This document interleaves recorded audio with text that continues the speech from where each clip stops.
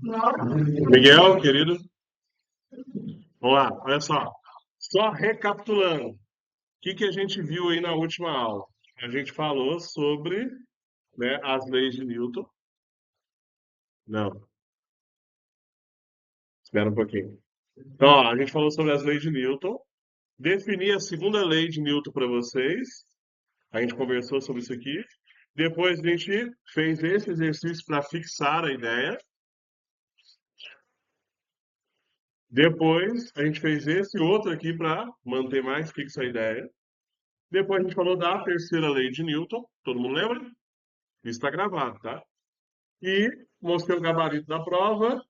E depois eu comecei a definir aqui a força peso. Lembrando, força peso é uma força de ação à distância, não precisa de contato. Ela é sempre vertical para baixo. Quem exerce essa força é a Terra puxando o objeto para baixo. Para calcular a força peso, a gente pega a massa vezes a gravidade. Show de bola. Depois eu defini com vocês a força de tração, ou também conhecida como força de tensão. Ela sempre vai surgir quando eu tiver cordas, fios e cabos. Beleza? No mesmo fio, o que eu mostrei? Que a tensão gerada no objeto é a mesma gerada no outro, porque está no mesmo fio. Então aqui é um para-ação e reação. Aí a gente fez esse exercício aqui, ó, que a gente teve esses dois blocos sendo puxados por essa força F de 50 newtons. A primeira coisa que a gente fez foi calcular a aceleração e depois, em vermelho, a gente conseguiu calcular a força de tensão. Show de bola? E aí, o que a gente vai fazer agora? A gente agora vai falar sobre as outras forças que estão faltando. Então, eu vou colocar um slide aqui para vocês. E aí, a próxima força que eu vou definir aqui vai ser a força normal, tá? Então, deixa eu pegar uma imagem aqui para a gente definir isso de forma tranquila. Tadantã.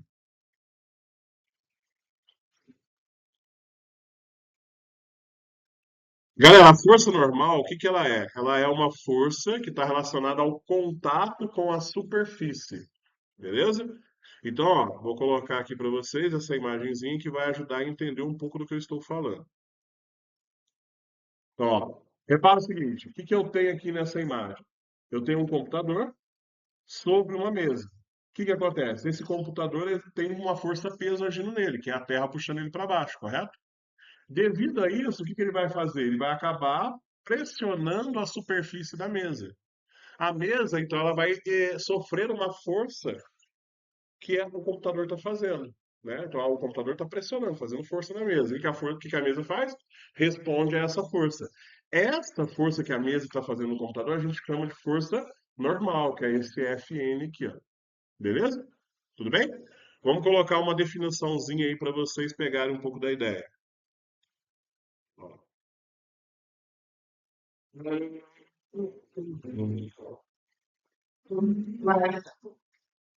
Oi?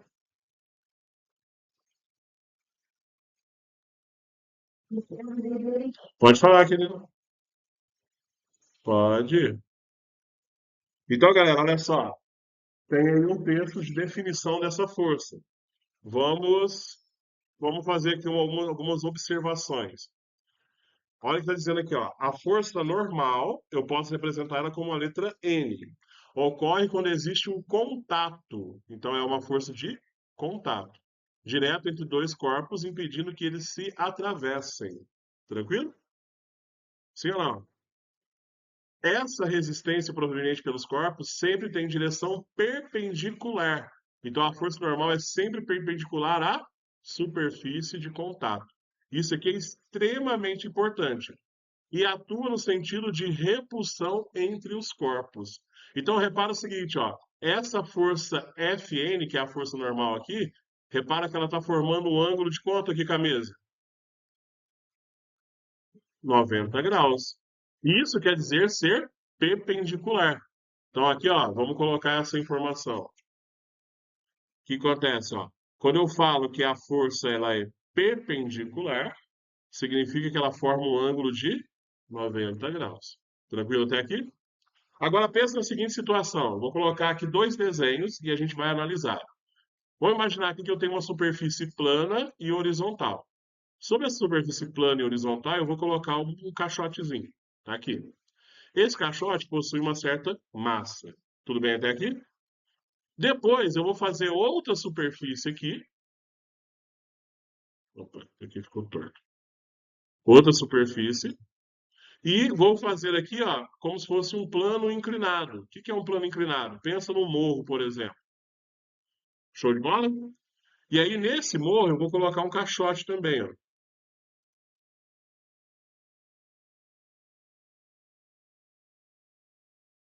Tem a caixinha aqui. Show de bola? Aí, ó, eu quero identificar aqui duas forças. Eu quero colocar nesse bloco a força peso e a força normal. O que que a gente sabe? A força peso é sempre o quê? Vertical para baixo. Então a força peso está acima. Concorda? Nesse objeto e nesse aqui também, vertical para baixo. Faz alguma diferença ele estar inclinado ali? Não, a Terra está puxando para baixo do mesmo jeito. Show de bola? Agora vamos colocar a força normal. A força normal é o quê? É a superfície fazendo força no objeto. Então aqui, ó, eu vou ter uma força vertical para cima. E essa aqui eu vou chamar de força normal. Ela forma 90 graus com a superfície. Aí você fala assim, ah, David, como é que fica no plano inclinado? Aí a gente tem que tomar cuidado, ó. A força normal é a superfície fazendo força no objeto. Então a força normal está aqui. Ela forma quanto? Qual ângulo com a superfície? 90. Então repara aqui, galera, ó. Não é a Terra puxando. E aí vai surgir o quê? A força que a superfície vai fazer, que vai ser a força normal. Ela vai colocar 190 graus forte. Então, como é que foi esse peso que está trabalhando? Normal, ele vai fazer a superfície. Então, as forças não são essa variação. Por quê? Essa força está agindo no essa força está agindo no objeto. Nós temos uma variação que está agindo no objeto. E aí, por que o plano inclinado, por exemplo, a força peso vertical para baixo. Não importa a vertical para baixo. O objeto está sobre a superfície inclinada. Então, quer dizer que a força normal acaba ficando. Por que ela está inclinada? Porque a gente fazer 90 graus para lá. Todo mundo vai dar?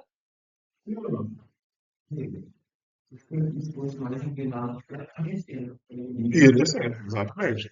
Aí a gente vai ver a influência que o atrito tem nisso, tá? Mas aí é outra força que a gente vai definir. Tranquilo? A diferença do quê, querida? Entre os dois, o quê? Não, eu estou mostrando que a gente tem que obedecer que a força normal sempre vai formar 90 graus. Então, independente de como a superfície está. Por isso que eu fiz dois desenhos diferentes. Tá? Pode falar. O objeto for maior. Não, é diferente. O tamanho do objeto não está relacionado à força. Tá? Aí você fala assim, ah, não, mas a força normal ser maior do que a força peso. Isso não vai acontecer só se existir uma força externa sendo feita. Vou te dar um exemplo. Ó, a pergunta do Samuel é muito bacana. Vamos imaginar que eu tenho uma parede aqui, ó. E aí nessa parede eu quero encostar e empurrar um objeto. Seria uma coisa do tipo assim, ó. Eu estou aqui com o controle, vou encostar, vou empurrar. Beleza. E aí, vamos analisar o seguinte, ó. A força peso está agindo como aqui nesse objeto? Força peso. Vertical para baixo. Então tá aqui. Ah, mas peraí, como é que esse objeto está parado aqui? É porque existe uma força sendo feita aqui, ó. Não era a minha mão fazendo força aqui? Beleza. Onde vai estar a força normal? Para cima? Para frente? Como assim para frente? Vai estar aqui pro lado esquerdo, né? Porque, lembra, a força normal, quem que faz? A superfície do objeto. Então, olha só pra caralho. Eu exerci uma força no objeto, usando ele contra a parede. Isso. A minha parede faz o quê? O objeto. Então, a força normal é essa parede pulando o objeto aqui. E ela tem que formar o quê? Não, e aí, agora, a força peso está em outra direção. Então, quer dizer que o normal não depende de peso. Nessa situação.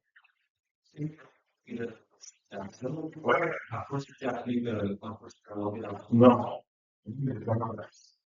A força de alteração em relação. Não está colocando, né? Mas ela não é a só. Tudo bem? Vou até colocar essa observação aqui para vocês, ó. Vamos colocar aqui como observação. Observação. A força peso não é uma ação e reação com a normal. Beleza? Não é. Por que que não é? Vamos voltar ao slide aqui para vocês verem o motivo de não ser. Ó, olha aqui. Pela lei de Newton, precisa toda ação aplicada sobre o corpo gera uma reação de mesma intensidade, mesma direção, porém em sentidos opostos. Então, o peso é normal, dependendo do seu braço, é reação. Mas é interessante. Aplicada em corpos diferentes. Os corpos têm que ser diferentes. Mas, assim, e o que isso tem a ver com o exercício que você passou? O desenho. Olha aqui o desenho. Está sendo feito no objeto. O peso está sendo feito no mesmo corpo, no seu corpo diferente. Então, isso não é um parâmetro aí.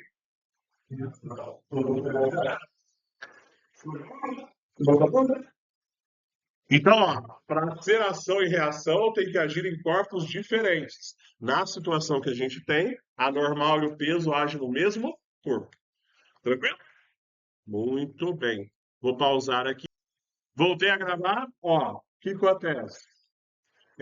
Vamos falar agora da força de atrito, beleza? O que é uma força de atrito? Pessoal, a força de atrito é uma força contrária ao movimento dos corpos, beleza? Então, toda vez que você tenta puxar um corpo para um lado, a força de atrito aparece contrária a essa ação. Então, a força de atrito é sempre contrária ao movimento dos corpos. Olha para essa imagem aqui, ó. Força de atrito. Não tá. O que aconteceu, gente? Aqui. Beleza. Obrigado, viu? Então, ó, força de atrito. Olha lá. O cara está puxando aquelas caixas para a esquerda de vocês e a força de atrito está surgindo para a direita, porque a força de atrito é contrária ao movimento. Tudo bem? A força de atrito é contrária ao movimento. O que seria a força de atrito, então? Vamos colocar aqui, ó. A força de atrito é uma força de contato,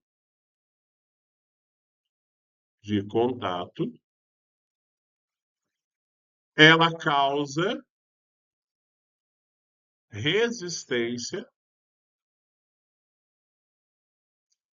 ao movimento. Sendo assim,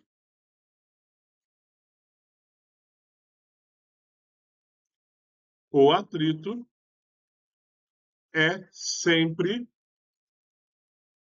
contrário à opa, tendência ao movimento. Beleza? Então, se o objeto quer mover para a esquerda, a força de atrito vai ser para a direita. Então, é a tendência que o objeto tem a se mover. Existe uma maneira de calcular a força de atrito, e vocês vão usar com uma certa frequência, que é assim, ó. Pode falar? O solo vai. E aí a gente vai ver exatamente agora, ó. A força de atrito, que eu vou chamar de FAT, O F representa a força e o AT vem de atrito, uma abreviação. A força de atrito, ela depende de uma característica da superfície que você está em contato, ou seja, do solo, que é essa letra diferente que é conhecida como Mi. É uma letra grega que representa o coeficiente de atrito, vezes a força normal. Então, por que vezes a força normal? Porque a força de atrito é uma força de contato. Se tem contato, gera a força normal. Então, quer dizer o quê? A força de atrito depende. Aí vamos colocar aqui. Ó, esse Mi aqui, ele representa o coeficiente de atrito. O coeficiente de atrito está relacionado à superfície, né, de contato.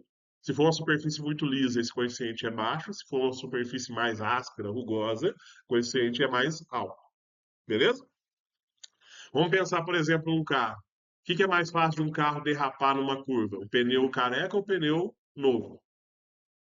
Careca. Por quê? O pneu careca ele vai ter um coeficiente de atrito menor. O que é o coeficiente de atrito no pneu? É aquelas fissuras que tem no pneu, ou seja, aqueles riscos, aqueles frisos que tem. Beleza? Tudo bem até aí? O N aqui representa a força normal. Show de bola até aqui? Sim ou não? Sim, né? Aí outra coisa que eu quero colocar aqui para vocês chamar a atenção, ó. Existem dois tipos de atrito. O que acontece? A gente vai ter, primeiro, o que a gente vai chamar de atrito estático, ok? O que é o atrito estático? É quando o corpo está parado na eminência de movimento. O que isso quer dizer? Por exemplo, eu vou querer arrastar essa mesa que meu computador está em cima. Eu vou fazer força. Ó. Repara que eu fiz força. Todo mundo consegue perceber que eu fiz, né? A mesa mexeu, deslocou, ela foi, moveu. Agora, ó, agora moveu, não moveu? Então quer dizer o quê? Quando eu apliquei e ela não moveu, mas eu percebi que eu fiz força porque balançou o computador, quer dizer que essa mesa está na eminência de mover. Ela está prestes a mover, mas não move. Então quer dizer que nessa situação eu tenho atrito estático. Quer dizer que o pé da mesa não escorregou com o chão. Agora, quando eu faço isso aqui e o pé escorrega, o pé da mesa está escorregando, eu tenho atrito cinético. Quer dizer o quê? É um atrito que está acontecendo com o movimento do corpo. Existe uma resistência, eu consigo sentir isso. Escuta o barulho. Esse barulho é resultado do atrito, correto? Mas o objeto consegue se mover, então a gente chama de atrito cinético. Quando eu aplico força e o objeto não consegue se mover, quer dizer que é atrito estático. Todo mundo entendeu a ideia? Sim ou não? Beleza, então vou colocar aqui, ó. Segundo tipo, atrito cinético. E aí eu vou colocar atrito cinético ocorre quando o corpo está em movimento.